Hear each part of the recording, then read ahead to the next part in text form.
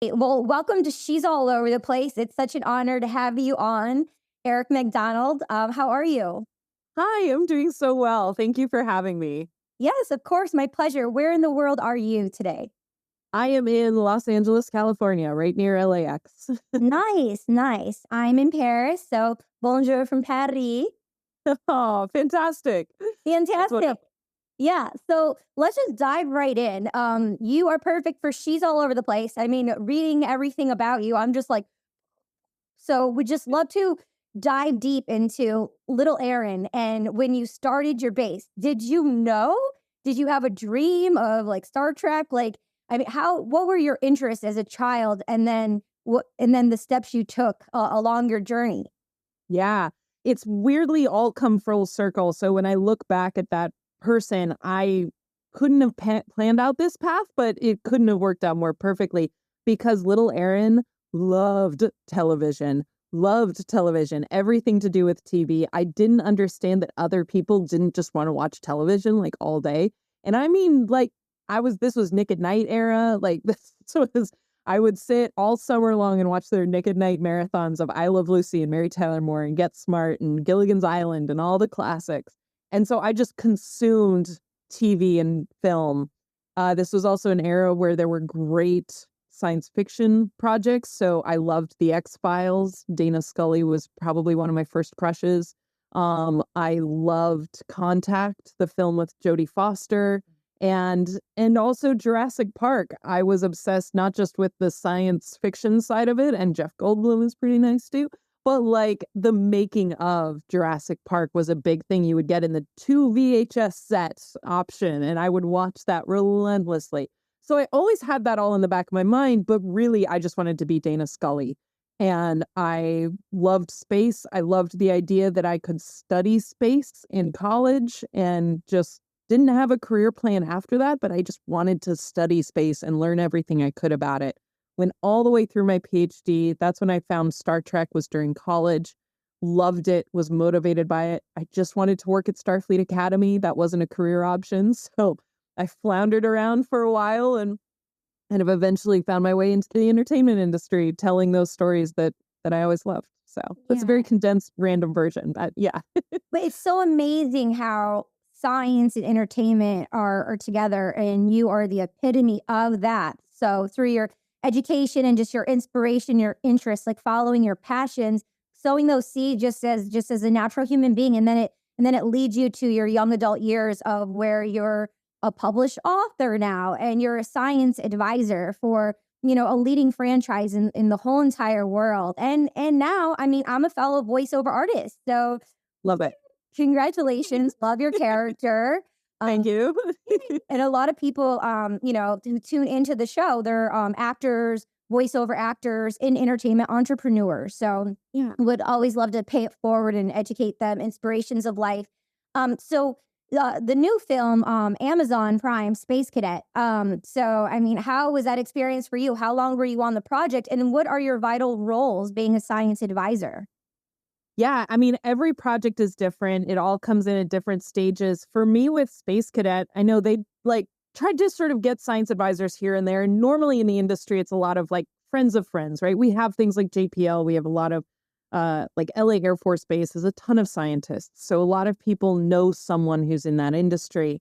But what's important when you're a science advisor is you have to love television or movies. Like you have to really love the storytelling aspect and not be a well, actually type of person. You have to be like a yes and like, hell yes, let's do this. And I think Space Cadet is a perfect example of that type of challenge where you come in as a scientist and you're given the script. And for me, I loved it. It was so fun. It's so funny. Like I fell in love with the story and I knew what tone she was going for. Like as the writer director, Liz, I got it. And so for me, I wasn't here to tear apart the story. I wasn't here to say this would never happen. This could never happen. I'm there to just say, okay, when they're giving that lecture, like I would phrase it like this. Like, let's just do little tweaks here and there. So in terms of like science advising, it probably fell on the smaller role for me. There was a little bit of like set design, helping them make sure sort of the lecture rooms looked right. The type of math they would see in the background would be accurate. But so it's all just little small sprinkles, to put on a great project that's so fun and so genuine. I love it. So it starts with the script. You're involved in the script, and then you're actually involved day to day on the set as well. Yeah, I mean, to the extent that I wasn't there physically on set, but I'm plugged into the production design team to just help them where they're like, okay, we need a whiteboard in the background. Like, what do we put on the whiteboard? And that's when I get that call, and then I write it out for them and we figure out what's right, and then they'll put it up there. So yeah, I wasn't physically on set, but that's exactly it. And sometimes if I know these writers ahead of time, I'll get pulled in when they're developing a story, but that requires a lot of trust. But if we're able to bake science in early, then it becomes easier later on. But for a project like this, it's the story, it's the character, the science is just a little addition to it. So it's fun. Yeah, and then for the person tuning in, and you said the key term whiteboard. So what's a whiteboard? How does that look like in the crux of things? Yeah, so it's usually you have that sort of lecture theater type environment, and we've moved from chalkboards to whiteboards, and now people will be brainstorming the ideas or they'll be working through equations. And even in Star Trek, we have like virtual versions of them where they're just holographic notepads, giant notepads where people are scratching out their ideas, but it's big enough that they could read that. And I think that's another great example of a science advisor job is I know in the Big Bang Theory, there was someone from Caltech whose only job was to write on all the whiteboards in their apartment or in their offices. That was their job. That's what they went in every day and just filled out the whiteboards. Yeah. And then let's shift into Star Trek, the Emmy Award animation series. I mean, how wonderful is that? And so you're the science advisor there. And then how's that working for you, like the process? And when did you join the team? Yeah, so I was brought onto the Star Trek franchise for season 3 of Star Trek Discovery, and it was very much like a one-time job, kind of like a space cadet. Like I'm just brought on to do one or two things for that season. But I was in LA and I love Star Trek. It's already on their radar. And they had all these other shows that were in pre-production or even filming at the time. And we had that idea of like, I'm here. I think I'm doing good at my job. Like, let's just have me be the scientist for all the shows. And so some shows were already off the ground and running and some hadn't even been started yet. And so I kind of got integrated at whatever stage they were at. And with Prodigy, that was one where I came in when the writers had kind of had the idea for season 1, but they were really excited to get a science advisor. And they were like, here's our long list of questions that we want to ask you that we need help with as we're building out the season. And so that's kind of when I came into Star Trek Prodigy. And a lot of what I did too, it wasn't just the technical science problems that they had, but a lot of it was character and story development where they wanted to have that character Rock Talk be a little girl who decides she wants to be a scientist. And like, what does her journey look like? What problems does she find?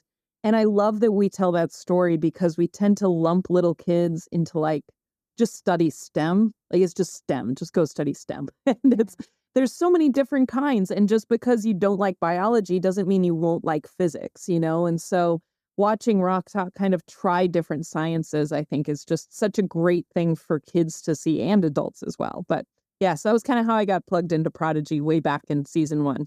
Yeah, her voice is so cute. The character is so big and it's just so unexpected. That first reveal is so good. What? Yeah. And then so let's dive into you being a voiceover actor. I mean, like, when did you discover like, oh, like voice actors are a thing, and then like I want to be a part of this series? I mean, how's the experience for you as a voiceover actor? It's a weird convergence of what as a hobby had turned into a career. But I actually started voice acting long ago when I was still in academia because I finished my PhD and I realized I hadn't interacted with a non-scientist in like 5 years. So I was like, I need to get out. Like, I need to have a hobby. I got to do something else with my life. And so I took an acting course and just to do something different, took it in the evenings. and continued on. I loved it. Was lucky. I had a great class. I had great classmates, and I just plowed through. I did a lot of plays with them, but I am also very tattooed, and I usually have some funky hair color, and that doesn't lend itself well to stage or on camera work. And so I was like, well, I do love voices. I love animation. I watch animation anyway. And I play video games. Like, I'm familiar with all these voiceover environments. And so I started doing it as a hobby, just doing, audio dramas, fan projects, narration of like audiobooks, independent audiobooks. And then when I moved out to LA, I mean, I was still doing that all the way through. I got a couple commercial gigs. So it's just something I've always done in the background. And then to now have that be like, oh, and like, it would be really good if Dr. Erin was here to meet Rock Talk at the end of Prodigy. Let's have her do that. And I was like, oh, I do also do voice acting. Like, I got you. So it just worked out really, really well. Yeah. Yeah. The theme of what I'm hearing so far is just like you're interested and you apply the action of just playing and going for it.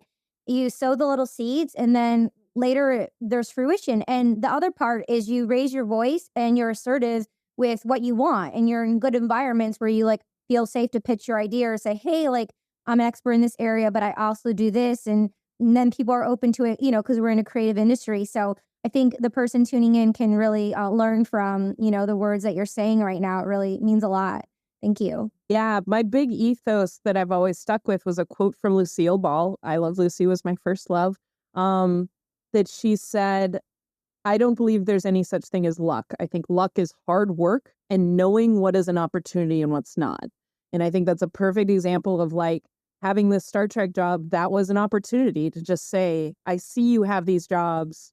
I have an idea. Maybe it'll work, maybe it won't, but it's worth it. And then, like you said, with the voice thing too, it was like, let's do it. Why not? Yeah. I have the training. I know how to do it. And it's all stuff that I love. I'm not trying to engineer a career for myself. I'm just following my heart. Yeah, a quick story because it's on topic. My birthday's 11/11. I was at the United Nations. My friend has events there often. And he's friends with Eugene Roddenberry Jr. And he was there and he was speaking and I went up to him and we connected.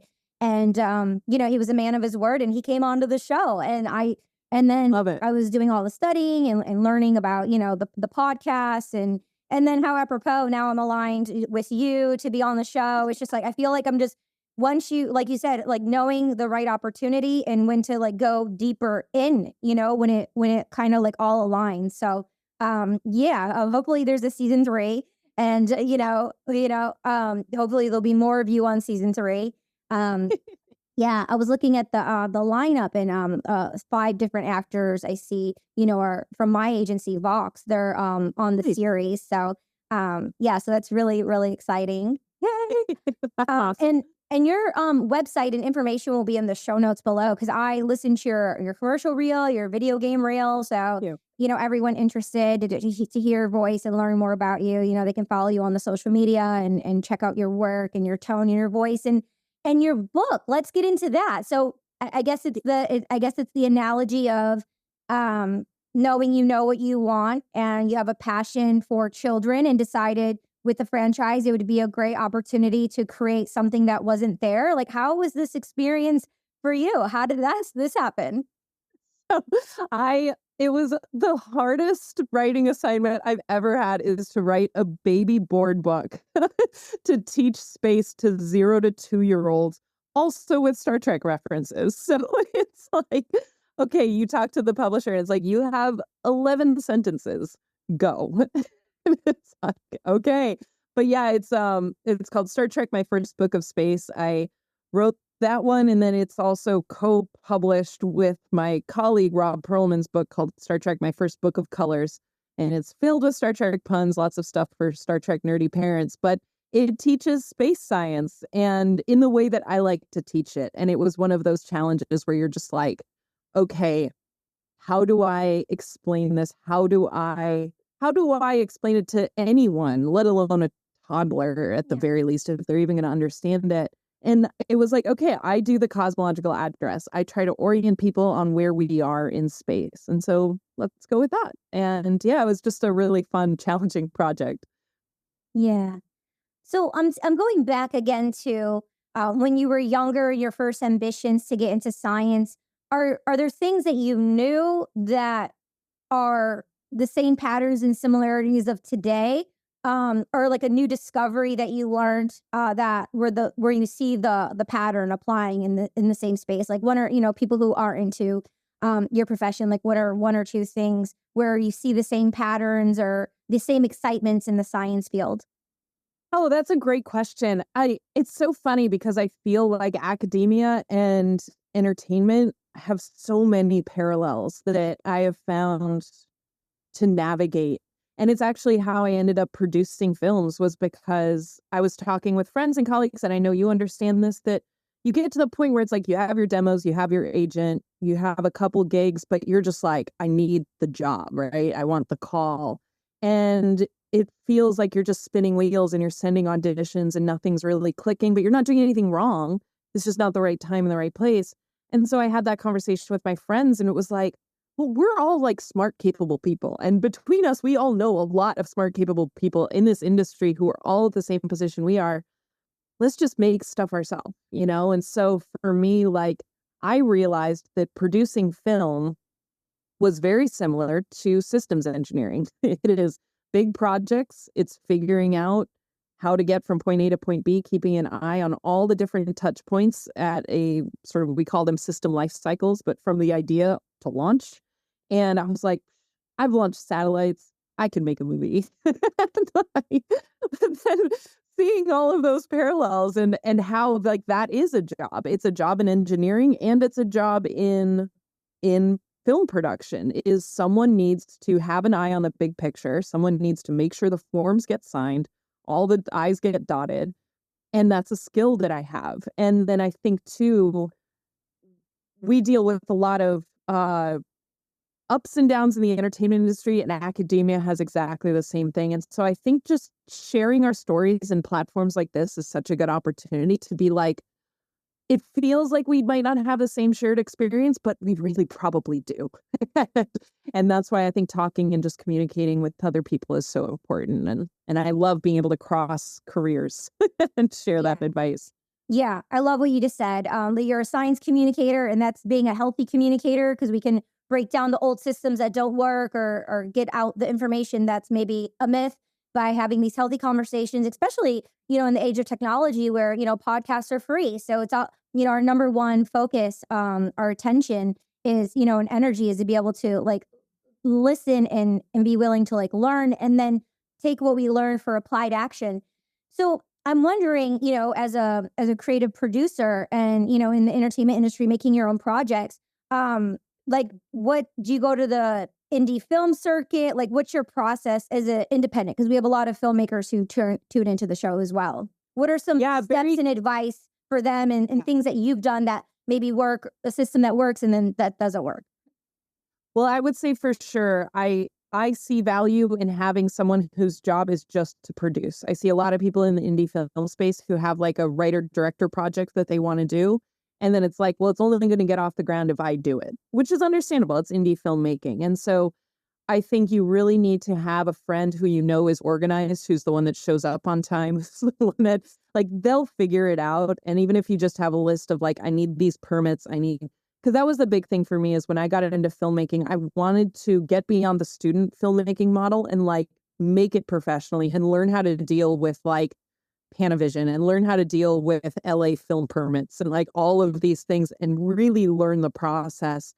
And I think it's so important to just have someone who's removed from the creative aspect and just focuses on getting the project across the finish line. Who's like, hey guys, like, we need to meet. Yeah. And the director might not want to because they haven't done their storyboards yet, or they're still like trying to figure stuff out.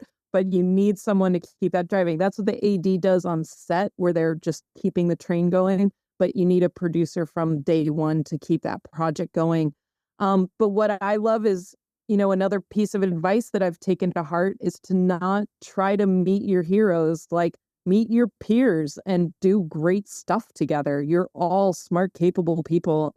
And when you all work together, you try to pay people as best as you can, but even if it's just a little bit as a thank you, you still make great projects and hold each other to high standards and keep challenging yourself. And so For me, I like to focus on telling LGBTQ stories in the sci-fi genre because there's not that many of them out there.